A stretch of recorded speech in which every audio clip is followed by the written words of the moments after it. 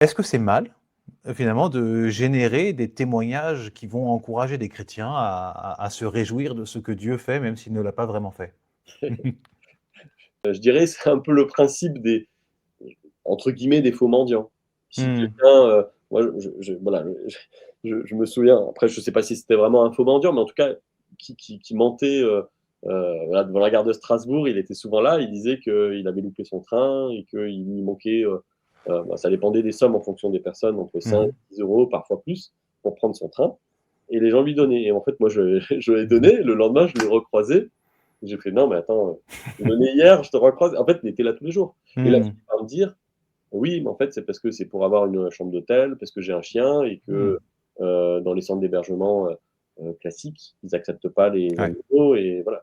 Mais il a fini par avouer, mais moi, ça, d'autres personnes auraient pu se dire, bah en fait, on nous ment. Le gars, il pense qu'il est dans l'urgence et en fait, finalement, s'il avait dit la vérité, s'il avait dit tout de suite que c'était pour sa chambre d'hôtel, peut-être que j'aurais donné et donné plus. Mais là, Mmh. ça va casser cet acte de générosité qu'il peut y avoir. C'est Mmh. là où, parce qu'en fait, c'est pas les 5 euros ou les 10 euros qui sont importants, mais Mmh.